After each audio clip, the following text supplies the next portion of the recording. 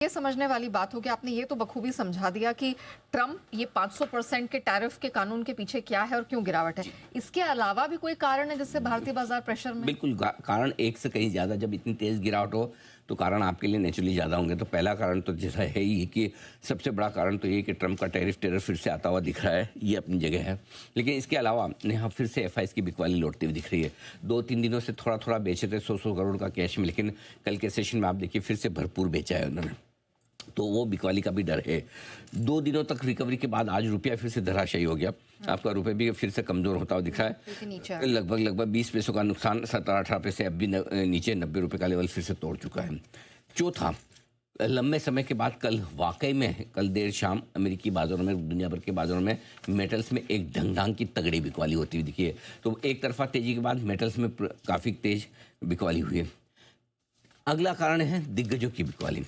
आप देखिए हर रोज़ आपको एक एक्सीडेंट नज़र आता है। आईटीसी से जिसकी शुरुआत हुई थी, एक दिन आईटीसी, एक दिन रिलायंस, एक दिन एचडीएफसी बैंक, एक दिन मारुति, एक दिन कैश टेक्नोलॉजी, एक दिन ट्रेंट, कोई एक आध निफ्टी का स्टॉक ऐसा होगा जो किसी दिन एक्सीडेंट करता है और उसकी वजह से दबाव बनता है। तो रिलायंस जिस दिन से 1611 का हाई बनाया तब से कमज़ोर है। आज भी देखिए निफ्टी 1% कमज़ोर है, लेकिन रिलायंस 2% से ज़्यादा कमज़ोर है। इससे आप अंदाज़ा लगा सकते हैं कि रिलायंस कितना दबाव बना रहा है। अब खाली रिलायंस का हो तो झेल भी लें, लेकिन रिलायंस के साथ टीसीएस और इन्फोसिस, नतीजों का सीजन शुरू होने वाला है, उससे पहले ये 2 दिग्गज भी भरपूर कमजोरी के साथ है। क्यों? क्योंकि टैरिफ वाला मामला है। करेक्ट। टैरिफ का नाम आते ही आईटी शेयरों की बैंड बज जाती है। तो आज आप देखिए ग्लोबल ट्रेड से जुड़े हुए सारे सेक्टर्स कमज़ोर है, जिसमें आपके सामने आईटी भी है, जिसमें आपके सामने मेटल्स भी हैं। मेटल्स भी आज तेज़ी से पिटे हैं, जिसमें आपके सामने आप देखिए टेक्सटाइल वाले शेयर जो एक्सपोर्ट्स करते हैं अमेरिका में। अब भले वो अलग बात है कि 50% टैरिफ पे कर पा रहे नहीं कर पा रहे, लेकिन 500% टैरिफ नाम तो सुनते एकदम हालत ख़राब हो जाती है। इसके अलावा घरेलू फंड्स की खरीदारी है, लेकिन खरीदारी थोड़ी कम, उतनी ज़्यादा नहीं। एक और चीज़, अब मिड कैप और स्मॉल कैप शेयर जो कल मजबूत है, आज सुबह आप पूछ भी रहे थे कि कब तक मजबूत रहेंगे, तो मैंने कहा दोनों ही इंडेक्स ऐसे हैं जो ऐसे लेवल पर आ गए जो मेक और ब्रेक लेवल पर है, दोनों ही, और एग्जैक्टली उन्हीं लेवल के आसपास से आज दोनों घूमे भी हैं, मिड कैप इंडेक्स भी और स्मॉल कैप इंडेक्स भी। इसलिए हमने आज सुबह भी कहा था कि ये बड़े, और आप देखिए जिस स्टॉक के लिए हमने कहा कि जो बड़े सपोर्ट लेवल के आसपास, सबसे कमजोर शेयर एचडीएफसी बैंक, लेकिन नहीं तोड़ रहा 940 को। आज भी देखिए सबसे कम गिरने वालों में दिग्गजों में एचडीएफसी बैंक है। तो आपके लिए एआई डेटा ये काम करते हैं, बहुत मजबूत काम करते हैं। आप देखिए आज पूरे दिन पर सपोर्ट दे रहा है।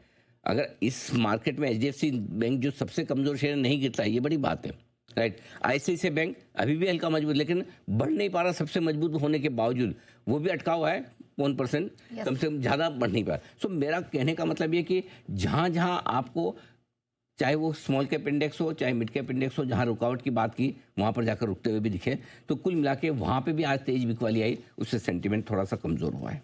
ओके, तो अब सर ये बताइए कि मेरे लिए अब इंपॉर्टेंट लेवल्स क्या हो जाते हैं? पर्टिकुलरली मुझे अब अपना सपोर्ट जानना है कि आप कहते हैं ना गड्ढा किधर है, तो गड्ढा किधर? गड्ढे में तो ही हम गहराई कितनी है वही देखनी है। नहीं, लेकिन गहराई अब यहाँ से ज़्यादा नहीं है, अच्छी बात है। हाँ, बहुत ज़्यादा गहरा नहीं है मेरे हिसाब से गड्ढा। अब कुछ नया कुछ और हो जाए तो एक अलग बात है। देखो अब जिस दिन ट्रम्प बोलेगा कि मैं 200 लगा रहा हूँ, 500 लगा रहा हूँ, उस दिन तो हमें फिर से गिरना पड़ेगा, उतनी तो इनकी इज्जत रखनी पड़ेगी, ठीक है।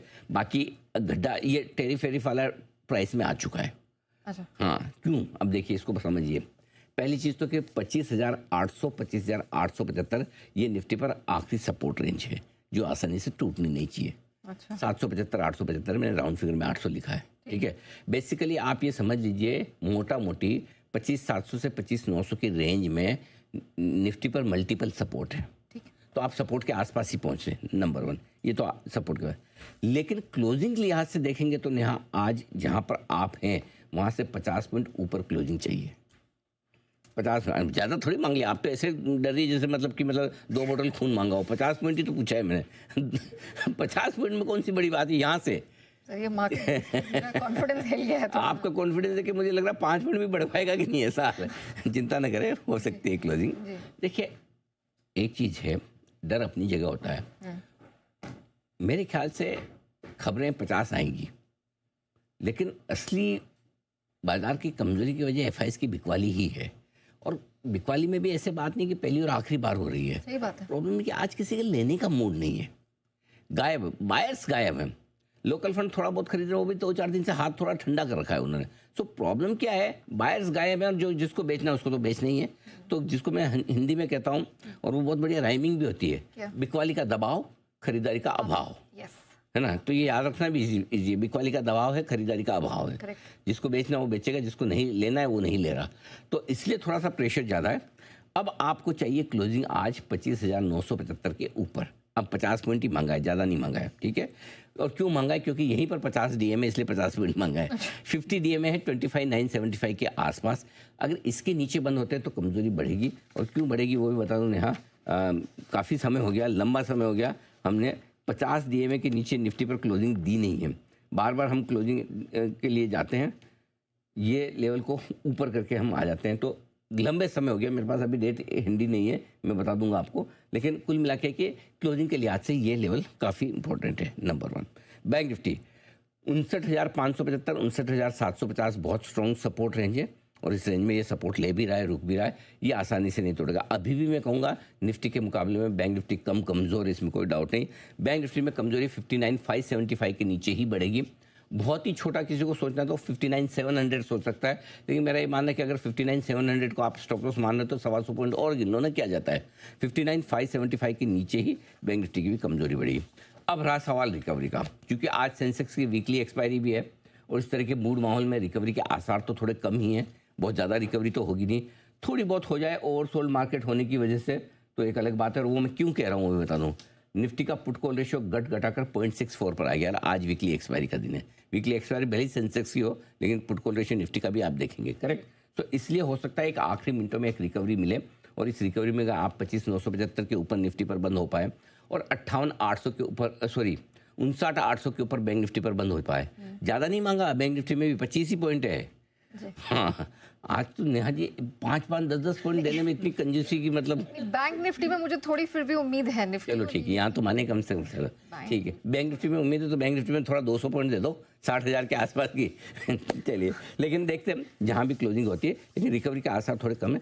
अब इस रिकवरी में क्या करना है, अगर रिकवरी आए तो 26,065, 26,175 सप्लाई जोन है।